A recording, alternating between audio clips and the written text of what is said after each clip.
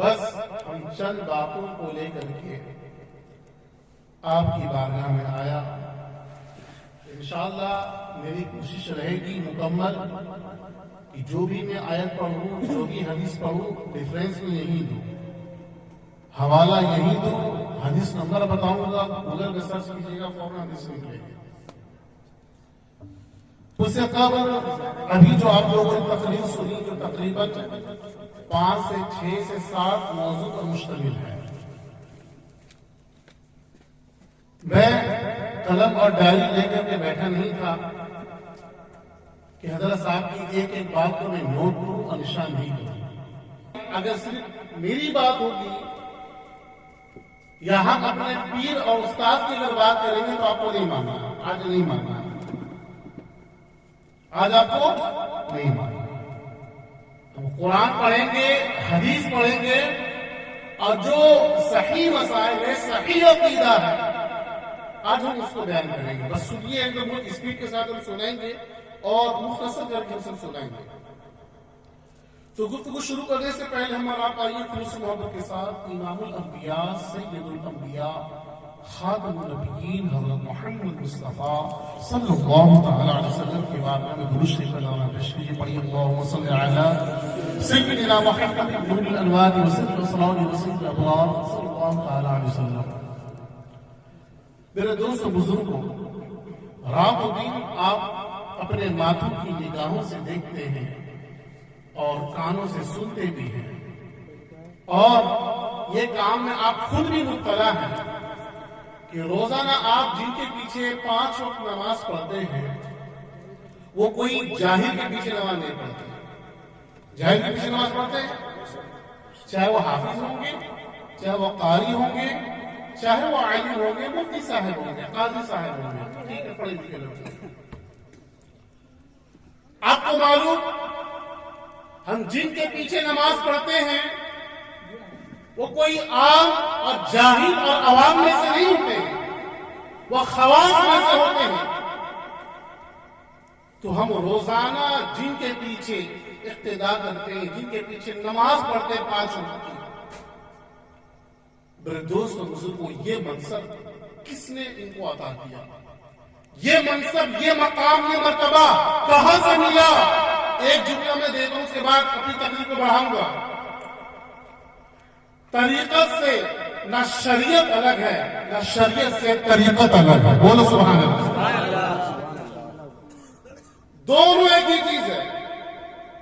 کوئی یہ نہیں کہہ سکتا صرف طریقت پر عمل کر کے ہم کامیابی حاصل کر لیں گے، اور کوئی یہ بھی نہیں کہہ سکتا ہم صرف علم حاصل کر کے، صرف ہم علم کی روشنی لے کر کے اور طریقت کو چھوڑ کر کے. طریقت بامانہ عمل کا نام ہے. بولو سبحان اللہ. اگر اس نے صرف علم ہی حاصل کیا، عمل کو چھوڑا، تو وہ بھی کامیاب نہیں ہے. اس لیے وہی بندہ کامیاب ہوگا جس کے پاس علم کی بھی روشنی ہو اور طریقت کی بھی روشنی ہو. ہمارے صوفیاء جاہل نہیں ہوتے تھے. ہمارے صوفیاء، آپ نے جنید بغدادی کا نام سنا ہوگا، ان سے ایک صاحب مرید ہونے کے لیے آئے، 40 دن تک ان کی خدمت میں رہے. 40 دن تک ان کی خدمت میں رہے. اس کے بعد 40 دن کے بعد وہ واپس جانے لگے. تو جنید بغدادی نے پوچھا، سوال کیا کہ آپ آئے تھے مرید ہونے کی نیت سے، یہ ارادہ لے کر کے آئے تھے، آپ بنا بیعت حاصل کیے ہوئے واپس آپ میری خانقاہ سے تشریف لے جا رہے ہیں، کیا وجہ بنا؟ کیوں آپ نے ارادہ ترک کر دیا؟ تو مرید کہتا ہے کہ ہم یہاں آئے تھے آپ سے مرید ہونے کے لیے، آپ کو طریقت کا شیخ تسلیم کرنے کے لیے، طریقت کا شیخ ایکسپٹ کرنے کے لیے.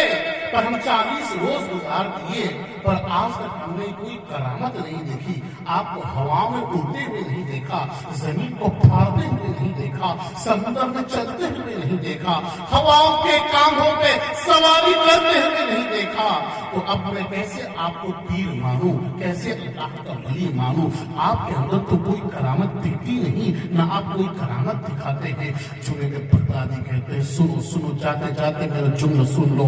یقیناً تم 40 دن میری خانقاہ میں رہے اگرچہ ہم نے کوئی کرامت نہیں دکھایا، اگرچہ ہم نے ہوا میں نہیں اڑا، اگرچہ ہم نے سمندر کے کانوں پہ سوار نہیں ہوئے، اگرچہ ہم نے زمین کو نہیں پھاڑا، اگرچہ ہم نے مردہ کو زندہ نہیں کیا، اے بتا انسان کیا تو نے کبھی بھی کوئی بھی کام شریعت کے خلاف میرے اندر پایا؟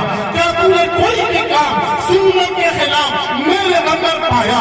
وہ کہتا ہے نہیں، آپ کے اندر شریعت کے خلاف کوئی باتیں نہیں پائی جاتی، آپ کے اندر سنت کے خلاف کوئی باتیں نہیں پائی جاتی۔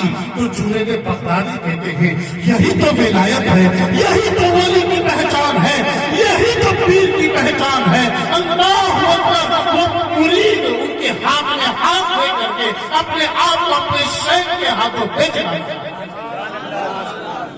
تو کیا پتا چلا؟ ہواؤں پہ اڑنے کا نام ولی نہیں ہے، سمندر پہ چلنے کا نام ولی نہیں ہے، زمین کو پھاڑنے کا نام ولی نہیں ہے، مردہ کو زندہ کرنے کا نام ولی نہیں ہے۔ جب ضرورت پڑتی ہے تو اللہ والے کرامت دکھا کر کے لوگوں کو داخل اسلام کرتے ہیں، جب ضرورت پڑتی ہے تو مردے کو جلاتے ہیں، جب ضرورت پڑتی ہے تو ہوا کے کانوں پر سوار ہو جاتے ہیں، جب ضرورت پڑتی ہے تو سمندر کے کانوں پر سوار ہو جاتے ہیں۔ پر یہ ضروری نہیں کہ جو ہوا میں اڑے گا، جو سمندر میں چلے گا، جو زمین کو پھاڑے گا، جو مردے کو جلائے گا وہی ولی ہوگا، ایسا نہیں۔ اللہ کا ولی وہ ہے جو سنتوں پہ عمل کرتا ہو، اللہ کا ولی وہ ہے جو قرآن پہ عمل کرتا ہو، اللہ کا ولی وہ ہے جو حدیث پہ عمل کرتا ہو، اللہ کا ولی وہ ہے جو صحابہ کا طریقہ پہ۔ کون کہتا کہ طریقت کو نہیں مانتے؟ میں بھی سلسلہ قادریہ سے بیٹھ ہوں، میں بھی قادری ہوں، میرا نام مولانا محمد ریاض قادری ہے، مجھ کو بھی لوگ قادری کہتے ہیں، میں بھی قادری لکھنے پر فخر محسوس کرتا ہوں۔ پر اٹھا کے دیکھو غوث اعظم کی زندگی، بنا نماز پڑھے، بنا روزہ رکھے، حج فرض ہو جائے حج کو ترک کر کے، زکات واجب ہے زکات ادا نہ کر کے، سنتوں کا مذاق اڑا کر کے، فرائض کا مذاق اڑا کر کے، نمازوں کو ہلکا بنا کر کے پیش کرنے میں آپ دیکھ لو وہ بندہ کبھی بھی کامیاب نہیں ہوتا۔ غوث پاک سے بڑا کوئی ولی نہیں، ولیوں کے سردار غوث پاک کے بولی سبحان اللہ، جن کو امام الاولیاء کہا جاتا ہے، جن کو امام الصوفیاء کہا جاتا ہے، وہ غوث پاک کی زندگی ہے۔ اللہ اکبر۔ ایک مرتبہ غوث پاک رحمۃ اللہ علیہ خانہ کعبہ میں موجود ہے، خانہ کعبہ میں اپنے سر کو، اپنی پیشانی کو رکھ کر کے گر گڑا کر کے دعا کر رہے ہیں۔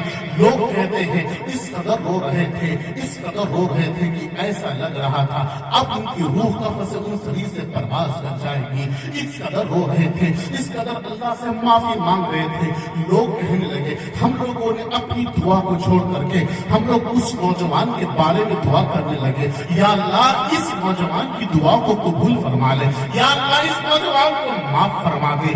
غوث پاک اپنے سر کو سجدے پہ رہ کر کے اللہ کی بارگاہ میں استغفار کر رہے ہیں، توبہ کر رہے ہیں اور کہہ رہے ہیں یا اللہ اگر کل قیامت کے میدان میں اگر ہمارے اعمال قبول نہ ہو، کل قیامت کے میدان میں اگر ہمارے اعمال اس قدر نہ ہو جو تیری بارگاہ میں قبول ہو جائے تو یا اللہ کل قیامت کے میدان میں مجھ کو اندھا بنا کے اٹھانا۔ یہ کون کہہ رہے ہیں؟ ولیوں کے ولی، پیروں کے پیر، جن کو صوفی اعظم کہا جاتا ہے، جن کو طریقت کے شیخ کا اعظم کہا جاتا ہے، وہ غوث پاک رحمۃ اللہ تعالی علیہ کہہ رہے ہیں یا اللہ کل قیامت کے میدان میں اگر ہمارے اعمال قبول نہ ہو تو مجھ کو اندھا بنا کر کے اٹھانا۔ اللہ اکبر۔ تو یہ تو بڑے پیر دستگیر کا عالم یہ ہے۔ تو سوچو ہم مریدوں کا حال کیا ہوگا اگر ہم مسجد سے دور ہو کر کے، ہم علماء کی توہین کر کے، بلا وجہ علماء پہ تبرہ کر کے، الزام بازی کر کے۔ بتاؤ تم میں سے کون ہے؟ یہاں جتنے سارے علماء ہم سب سے پوچھنا چاہتے ہیں یہاں کون اہل بیت کا دشمن بیٹھا ہے؟ کون یہاں سید زادوں کا دشمن بیٹھا ہے؟ بتاؤ۔ اپنا مجمع سب اہل سنت و جماعت کے لوگ ہیں۔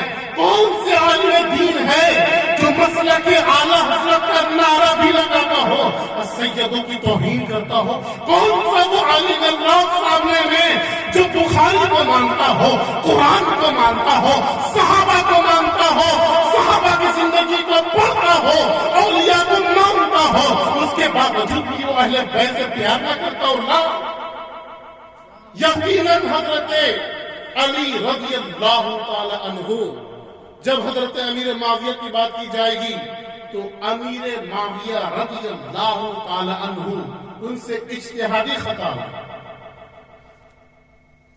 آپس میں جو جنگ ہوئی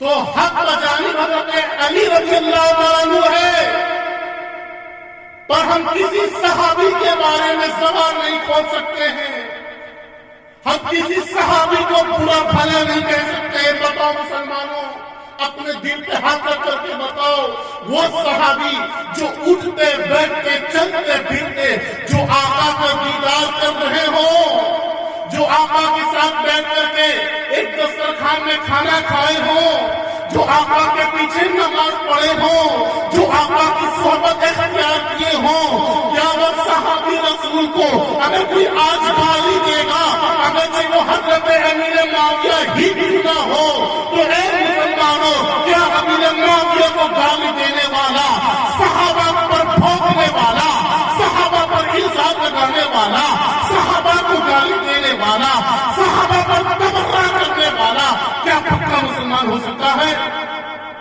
جس کے بارے میں حضور نے کہا کہ ہمارے تمام کے تمام صحابہ آسمان کے ستاروں کے مانند ہیں، بولیے سبحان اللہ۔ حضور نے کیا فرمایا؟ حضور نے کیا فرمایا؟ میرے جتنے صحابی ہیں، صحابی کسے کہتے ہیں کہ جنہوں نے ایمان کی حالت میں حضور علیہ السلام کا دیدار کیا اور ایمانی کی حالت میں دنیا سے رخصت ہو گئے، ان کو صحابی رسول کہا جاتا ہے۔ ہم اہل اسٹیج سے پوچھتے ہیں، کیا حضرت امیر معاویہ رضی اللہ تعالیٰ عنہ صحابی رسول ہیں؟ اگر ہے تو تمام لوگوں کی آواز آنی چاہیے۔ کیا حضرت امیر معاویہ رضی اللہ تعالیٰ عنہ صحابی رسول ہیں؟ کیا حضرت امیر معاویہ رضی اللہ تعالیٰ عنہ نے حضور علیہ السلام کا دیدار نہیں کیا؟ حضرت امیر معاویہ رضی اللہ تعالیٰ عنہ حضور علیہ السلام کا دیدار کیا، جن کو کاتب وحی کہا جاتا ہے، جن کے بارے میں حضور نے فرمایا کہ جو میرے صحابی امیر معاویہ کے خلاف بھونکے گا وہ جہنمی کتوں میں سے ایک کتا ہے۔ یہ حدیث پاک ہے اور میری ذمہ داری ہے حدیث پاک نکال کے دکھاؤں۔ حضور نے فرمایا جو میرے صحابی امیر معاویہ پر بھونکتا ہے، جو ان کو گالی دیتا ہے، جو ان کو الزام لگاتا ہے، وہ جہنمی کتوں میں سے ایک کتا۔ بتاؤ جہنمی کتا کون ہے؟ ہم حضرت علی رضی اللہ تعالیٰ عنہ کی عظمت کو مانتے بھی، انہی کے گھر کی بات کریں گے، حدیث پیش کریں گے۔ ابھی ہم آپ کو بیدار کر رہے ہیں، جاگ جائیے، جاگ جائیے، سونا جنگل رات اندھیری، چھائی بتی کالی ہے، سونے والا جاگتے رہو، چوروں کی رکھوالی ہے۔ یہ میٹھی میٹھی باتیں کر کے، حدیث کی غلط تشریح بیان کر کے لوگوں کے عقائد کو خراب کرنا چاہتے ہیں، لوگوں کے ایمان خراب کرنا چاہتے ہیں، صحابہ کا دشمن بنانا چاہتے ہیں۔ اے میرے دوست بزرگوں، اہل بیت کی محبت، اہل بیت کی عظمت، ان کا مقام کون نہیں جانتا، کون نہیں سمجھتا؟ صرف علی علی کا نام لینے سے کوئی حضرت علی کا وفادار نہیں ہو سکتا ہے جب تک حضرت علی کے قول کو نہ سن لے، جب تک کہ حضرت علی کے قول کو تسلیم نہ کر لے۔ باقی بخاری کی حدیث پیش کر رہا ہوں، ذمہ دار کے ساتھ گوگل کھول لیجیے آپ لوگ، حدیث نمبر بتا رہا ہوں، بخاری شریف حدیث نمبر 3671 3671۔ حدیث نمبر کتنا بخاری شریف کی؟ بخاری شریف کا نام سنا آپ لوگوں نے؟ قرآن شریف کے بعد جمہور علماء محدثین کا قول یہ ہے کہ قرآن کے بعد جو سب سے صحیح کتاب ہے وہ بخاری شریف ہے۔ بولیے سبحان اللہ۔ جن کو پڑھ کر کے سب عالم بنتے ہیں، بخاری شریف پڑھے بنا آج کے مدرسے میں کوئی سند یافتہ نہیں ہو سکتا۔ بخاری پڑھنا ہے، بخاری کا پرچہ بنے گا۔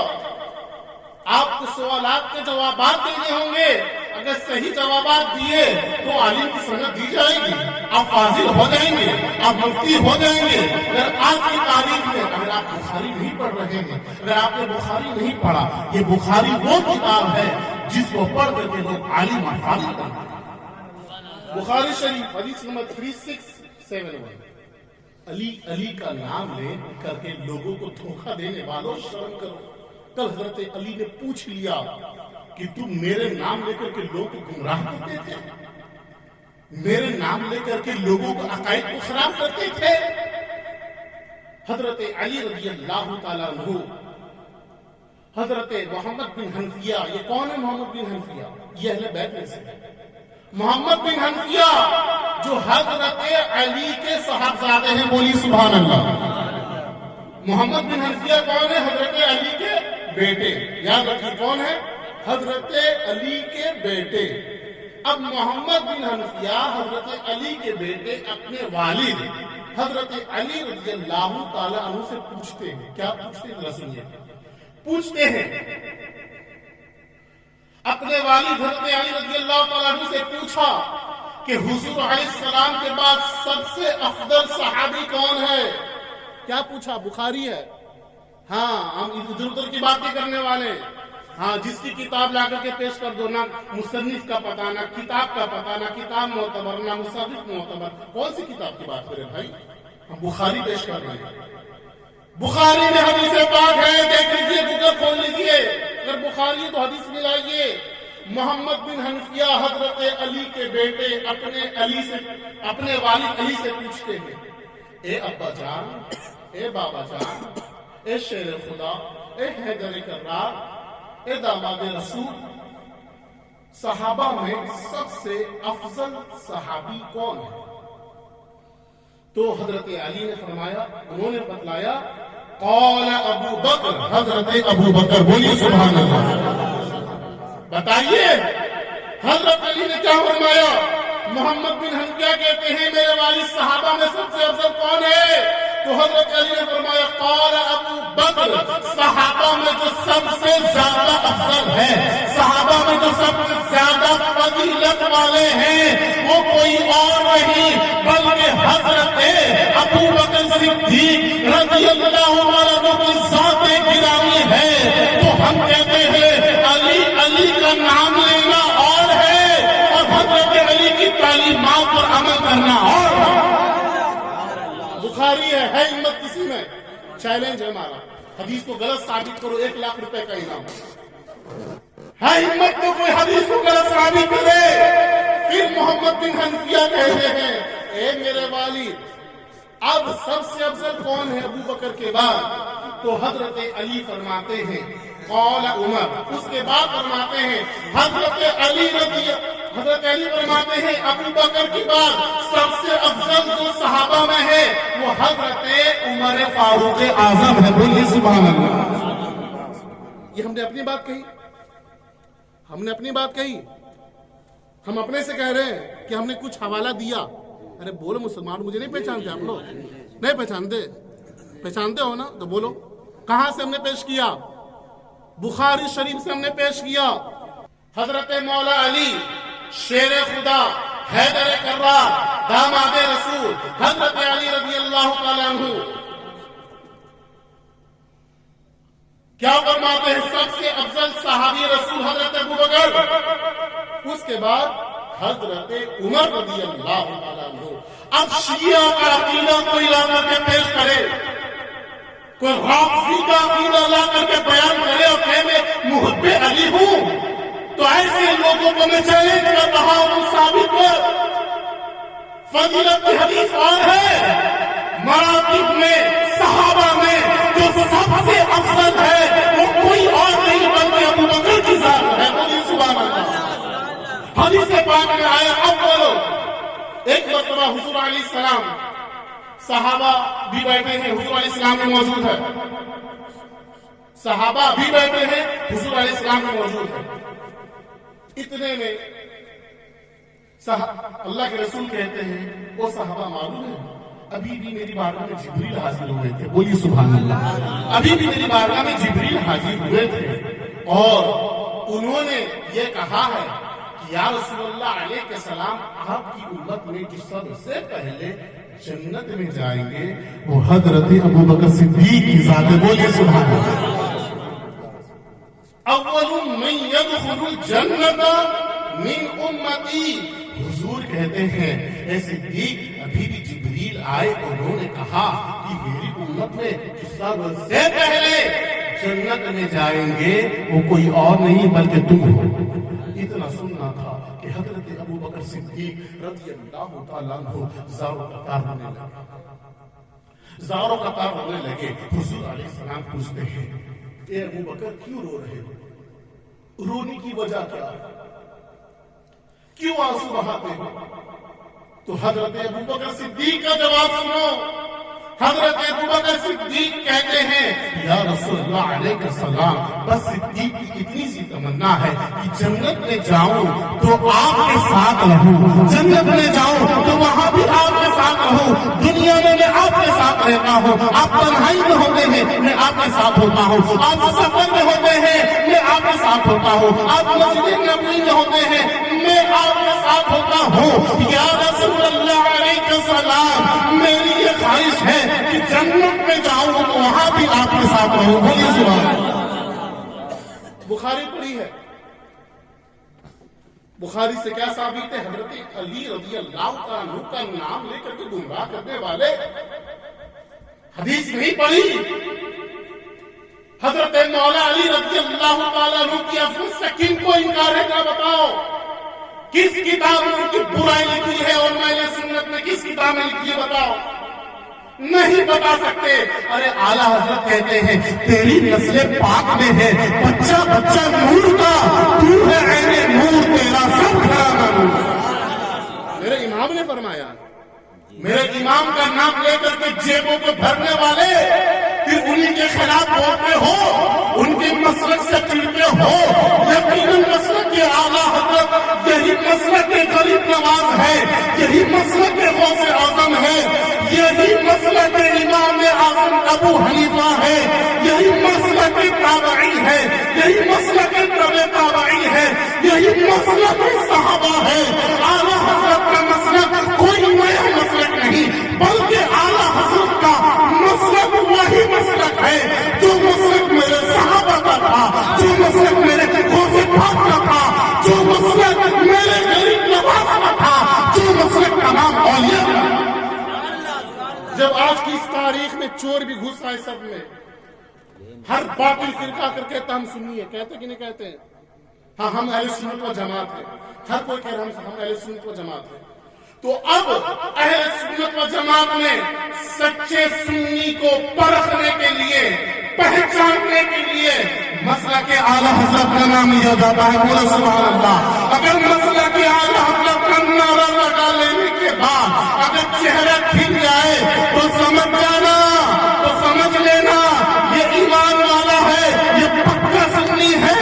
اگر یہ مسئلہ کے اعلیٰ حضرت کا نعرہ سن کے چہرے کے جغرافیہ چینج کر لے تو سمجھ لینا کچھ تو کچھ گڑبڑی ہے. کچھ نہ کچھ گڑبڑی ہے.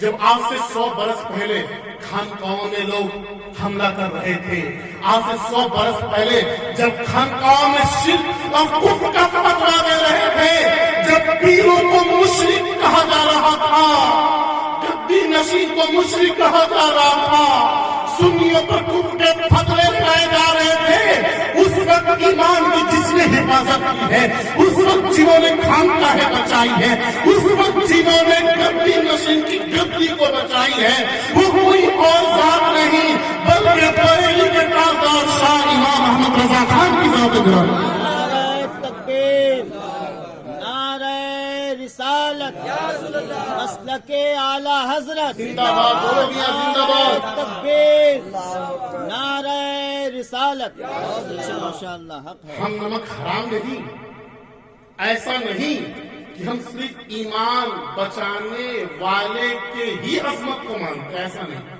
جنہوں نے اسلام کو پھیلایا, جنہوں نے لوگوں کو مسلمان بنایا, ہم اس غریب نواز کی بھی عظمت کو مانتے ہیں. ہم ایمان پھیلانے والوں کی بھی عظمت عظمت مانتے ہیں، ایمان بچانے والوں کی بھی عظمت کو مانتے ہیں۔ نمک حرامی نہیں ہمارے پاس، اہل سنت و جماعت میں جو کچھ ہے چاند اور سورج کی طرح۔ کون سا ایسے صوفیہ ہے ذرا بتائیے آپ، پوری تاریخ اٹھا کر کے دیکھیں آپ، کوئی بھی صوفی، کوئی بھی فقیر، اللہ کا ولی کبھی بھی کسی فاسق کے پاس بیٹھتے نہیں تھے، فاسق کی صحبت سے بچتے تھے۔ آج انہیں صوفیاء کے بارے میں اس طرح گر کر کے عقیدے بیان کرنا، اس طرح سے واقعات بیان کرنا کہ جس میں نمازوں کا پتہ نہیں، جس میں روزوں کا پتہ نہیں، جس میں سے یہ عوام سمجھ لے کہ فلاں نے تو فلاں ولی فلاں صوفی وہ تو بظاہر نماز نہیں پڑھے اور انہیں پوری زندگی نماز نہیں پڑھی کہ وہ اللہ کے ولی۔ نہیں نہیں، ایسا نہیں ہو سکتا۔ نماز تو بہت دور کی بات ہے، حضور علیہ السلام کی سنت کو ترک کرنے والا، حضور علیہ السلام کی سنت کا مذاق اڑانے والا جب یہ ولی نہیں ہو سکتا ہے تو جو فرض کو چھوڑتا ہو وہ کیسے ولی ہو؟ ہم چیلنج کر رہا ہوں، کوئی ثابت کرے کہ نماز روزہ چھوڑ کر کے کسی کو منصب ولایت ملے۔ کیا صوفی کا چیپٹر صرف وہی لوگ پڑھیں؟ کیا صوفی کے باپ، طریقت کے باپ اور صوفیہ کے باپ کیا علماء نہیں پڑھتے؟ بار بار علماء کا نام لے کر کے تانا دیا جاتا ہے۔ حدیث پاک سنو، تفسیر کبیر جلد نمبر 1 صفحہ نمبر 281۔ تفسیر کبیر بہت بڑی تفسیر کی کتاب ہے، جلد نمبر 1 صفحہ نمبر 281، کھولو نیٹ میں سرچ کرو، حدیث پاک ملے گی۔ حضور نے کیا فرمایا؟ مسلمانوں غور سے حدیث سننا، ایمان تازہ ہو جائے، غور سے سننا۔ حضور کہتے ہیں من اہان العالم، من اہان العالم فقد اہان العلم، ومن اہان العلم فقد اہان النبی، ومن اہان النبی فقد اہان جبریل، ومن اہان جبریل فقد اہان اللہ، اہانہ اللہ یوم القیامہ۔ حضور کہتے ہیں کہ جس نے عالم دین کی توہین کی اس نے علم دین کی توہین کی، اور جس نے علم دین کی توہین کی تحقیق اس نے نبی کی توہین کی، جس نے نبی کی توہین کی تحقیق اس نے جبریل امی کی توہین کی، اور جس نے جبریل امی کی توہین کی تحقیق اس نے اللہ کی توہین کی، اور جس نے اللہ کی توہین کی احانہ اللہ یوم القیامہ۔ حدیث پاک میں آتا ہے کل قیامت کے میدان میں اللہ تعالیٰ اس کو ذلیل و رسوا کرے۔ عالم کا مقام مرتبہ انہی سے پڑھ کے، انہی سے الف با سیکھ کر کے، انہی سے نورانی قاعدہ پڑھ کے، انہی سے طریقت کا چیپٹر پڑھ کے، انہی سے عقیدہ سیکھ کر کے، انہی سے حدیث پڑھ کر کے آج یہ بتایا جاتا ہے کہ علماء کو یہ نہیں معلوم، وہ نہیں معلوم۔ علماء کو کیا نہیں معلوم ہے؟ آج پوری دنیا کے مسلمان جو جی رہے ہیں، اسلام پہ جو عمل کر رہے ہیں، یہ علماء کا دین ہے۔ بولو سبحان اللہ۔ یہ محدثین کا دین ہے، یہ مفسرین کا دین ہے، یہ ہمارے فقہا کا دین ہے، یہ مجتہدین کا دین ہے، اور یہ مجتہدین کا دین ہے۔ اگر علماء نہیں ہوتے، مجتہدین نہیں ہوتے، مفسرین نہیں ہوتے، محدثین نہیں ہوتے، تو اے مسلمانوں آپ کو بخاری کی حدیث پڑھ کے کون بتاتا، قرآن پڑھ کے کون سناتا؟ حافظ نہیں ہوتے تو بتاؤ رمضان میں کس کے پیچھے تراویح پڑھتے؟ کس کے پیچھے تراویح پڑھتے؟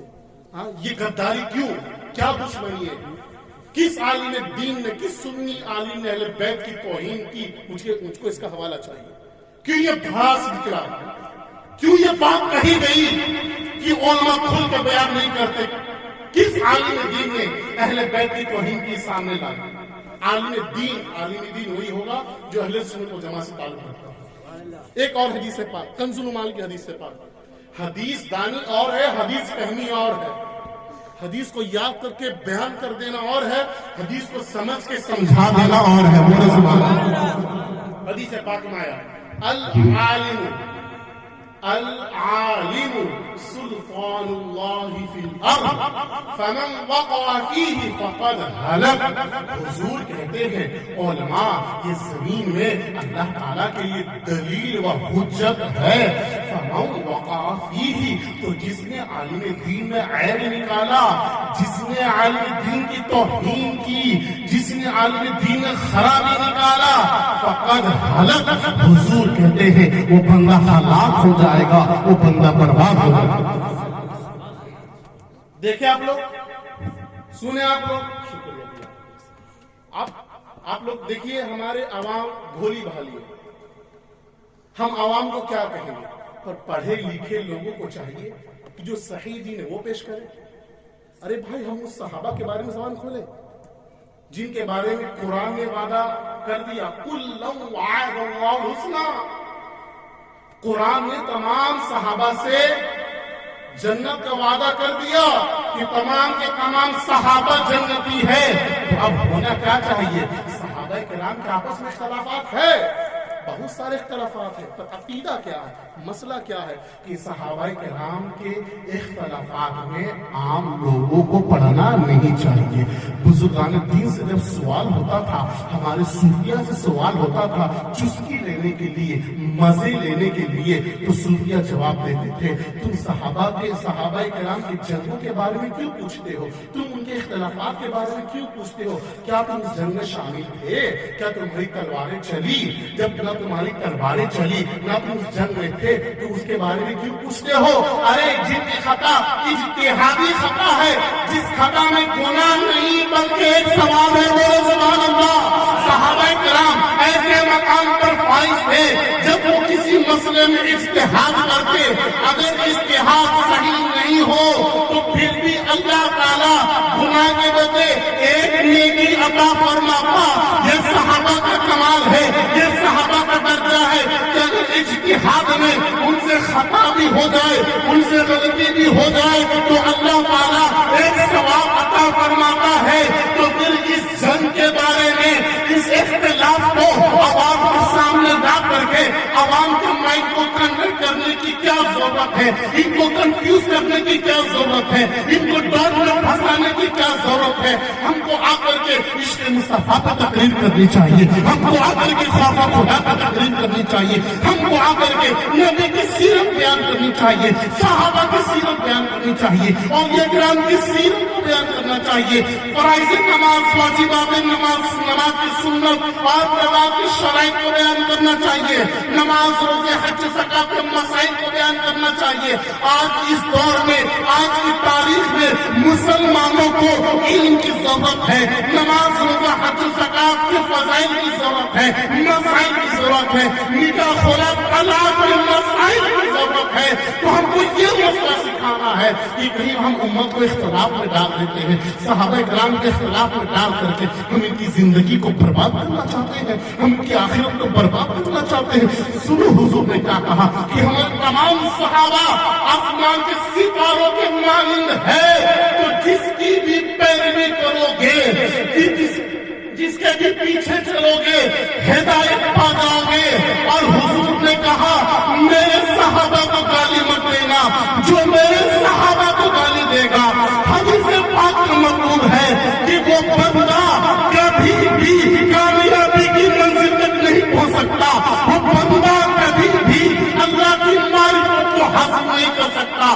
وہ صحابہ جو اپنی زندگی لٹا کر کے، اپنی دولت لٹا کر کے، تلواریں چلا کر کے، نیند کو قربان کر کے، آرام کو قربان کر کے پوری دنیا میں پھیل کے جو اسلام کو پھیلایا، جنہوں نے دین کی تبلیغ کی، جنہوں نے اللہ کی معرفت کروائی، جنہوں نے اسلام سکھایا، جنہوں نے حدیث سکھائی، جنہوں نے قرآن سکھایا، اسی صحابہ پر ہم تبرہ کر رہے ہیں، اسی صحابہ کو ہم گالی دے رہے ہیں، اسی صحابہ کو ہم غلطی بھی بتا رہے ہیں، اسی صحابہ کے بارے میں ہم الزام بازی کر کے مسلمانوں میں اختلاف پیدا کرنا چاہ رہے ہیں۔ یہ کون سا دین ہے؟ یہ دین نہیں بلکہ دین میں فساد مچانا ہے، بلکہ دین میں فتنہ پیدا کرنا ہے۔ نعرہ تکبیر، نعرہ رسالت، مسلک امام اعظم، مسلک امام اعظم، دمدار دمدار دمدار۔ یاد رکھو مسلمانوں، میں زیادہ لمبی چوڑی تقریر کرنے کے لیے میں نہیں آیا، بس میں آپ لوگوں کو بیدار کرنے کے لیے۔ مجھے کس سے کوئی دشمنی، میں کسی کو نہیں جانتا، پہلی ملاقات ہے میری، میں کسی کو نہیں جانتا، پر شریعت پہ حملہ ہوگا، بہت ساری باتیں ہیں، اس لیے بات کرنے کے لیے آپ کو پوائنٹ کو اسی طرح، جملے کو اسی طرح، ورڈ کو، سینٹنس کو اسی طرح بیان کرنا ہوگا جس طرح سے بات کہی گئی، اور سینٹنس کو اسی طرح کاپی کرنے کے لکھنا ضروری تھا، میں لکھ نہیں پایا۔ پر یاد رکھیے مسلمانوں، یہ علماء ہی ہے جو آپ کی رہنمائی کرتے ہیں، یہ علماء ہی ہے۔ صوفیہ تو ہمارے سر کے تاج ہے۔ اگر آج اللہ والے کسی کے پاس آ جائیں، اگر آج کوئی اللہ والے کا دامن تھام لے تو اس کا بیڑا پار ہے۔ یقیناً ہم بھی کامل اولیاء کی تلاش میں ہیں، ہم بھی اللہ کے مقدس ولی کی تلاش میں۔ کون ایسا بندہ ہے جو اللہ کے ولی سے محبت نہیں کرتا؟ پر اے مسلمانوں، یاد رکھو یہ علماء ہی ہے جو دین کی صحیح ترجمانی کر رہے ہیں۔ جس دن علماء اٹھ جائیں گے، جس دن علم اٹھا دیا جائے گا، اس دن قیامت آ جائے گا۔ قرآن میں جو آیا انما یخشی اللہ من عبادہ العلماء، آیت کا مفہوم کہ لوگوں میں جو سب سے زیادہ اللہ سے ڈرنے والے ہیں، جو طبقہ، جو گروپ جو سب سے زیادہ اللہ سے ڈرتے ہیں، وہ کوئی طبقہ الگ نہیں، کوئی اور نہیں، بلکہ علماء کا طبقہ ہے، بلکہ وہ علماء کا گروپ ہے۔ اور جو اللہ سے ڈرتے ہیں وہی اللہ کے ولی ہوتے ہیں، وہی اللہ کی معرفت۔ کہنے کو تو بہت کچھ ہے، پر ہم اپنی بات کو ہی ختم کر دیتے ہیں، اس لیے آپ کے جیسے علماء ہو ایک دم، اس میں بلا شبہ کوئی شک نہیں۔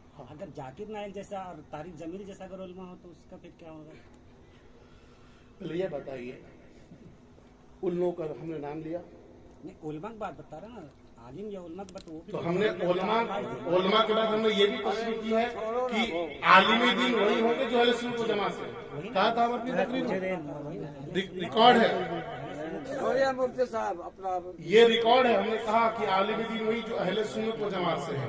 تو جو اہل سنت و جماعت سے عالم دین ہے، کیا وہ ہے؟ الحمدللہ ہم غریب نواز کے نام پہ فاتحہ دلانے والے ہیں، بولو سبحان اللہ۔ ہم غوث اعظم کے نام پہ فاتحہ دلانے والے ہیں، بولو سبحان اللہ۔ ہم صوفیہ کے نام پہ فاتحہ دلانے والے ہیں، بولو سبحان اللہ۔ بولو ہم محمود بہاری کو چوکھٹ پہ سبحان اللہ، بے شک بے شک، بلا صبح کوئی شک نہیں۔ دیکھو میرے بھائی، بلا وجہ اختلاف نہیں، اگر کوئی کر رہا ہے تو آپ نام لے کر کے رکھیں، اور اگر یہ اہل سنت و جماعت علماء پر اگر کوئی ایک تبرہ بازی کرتا ہے تو پوری عوام میں خبر کیا جائے گی کہ علماء ایسے ہوتے ہیں، پھر علماء سے برزن ہوں گے۔ جب یہ علماء سے برزن ہوں گے تو بدعقیدے کہاں پہ جائیں گے؟ بدعقیدے تو ایسے لوگوں کو پکڑتے ہیں جس کے پاس علم نہیں ہے۔ بدعقیدے گمراہ لوگ ایسے لوگوں کو پکڑتے ہیں جن کے پاس علم نہیں ہے۔ تو یاد رکھیے، اگر ان کو علماء سے برزن کر دیا جائے گا، علماء سے دور کر دیا جائے گا، علماء کی محبت ان کے دلوں سے نکال دیا جائے گا، تو بتائیے علم کہاں سے سیکھیں گے؟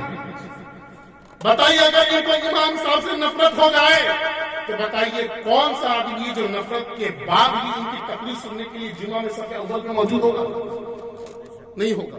کہہ رہے ہیں وہ کیا بیان کریں گے، ویسے ہیں ویسے ہیں، بس اذان ثانی کے وقت جائیں گے، خطبہ کے وقت جائیں گے، جماعت کے وقت جائیں گے۔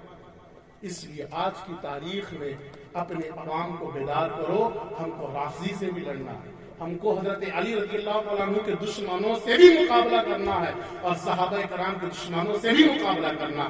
یہ مسئلہ کے اہل سنت، یہ مسئلہ کے اعلیٰ حضرت میں صحابہ کی محبت بھی ملے گی، تابعین کی محبت بھی ملے گی، تابعین کی محبت بھی ملے گی۔ جہاں مسئلہ کے اعلیٰ حضرت کا نام آیا وہاں رافضی، ناصری، خارجی، تمام باطل فرقے چھٹ جاتے ہیں۔ جہاں مسئلہ کے اعلیٰ حضرت کا نام آتا ہے وہاں حضرت علی کی محبت بھی آ جاتی ہے، وہاں صحابہ کی محبت بھی آ جاتی ہے۔ جہاں مسئلہ کے اعلیٰ حضرت کا نام آیا وہاں عشق مصطفیٰ کی بھی بات آ جاتی ہے، اور جہاں عشق مصطفیٰ کی بات آ جاتی ہے تو سمجھ جا بندہ توحید تک پہنچ جاتا ہے۔ جب بندہ توحید تک پہنچ جاتا ہے تو اللہ کی معرفت حاصل ہو جاتی ہے۔ جب اللہ کی معرفت حاصل ہو جائے گی تو آپ کا دنیا میں آنا کامیاب ہو جائے گا۔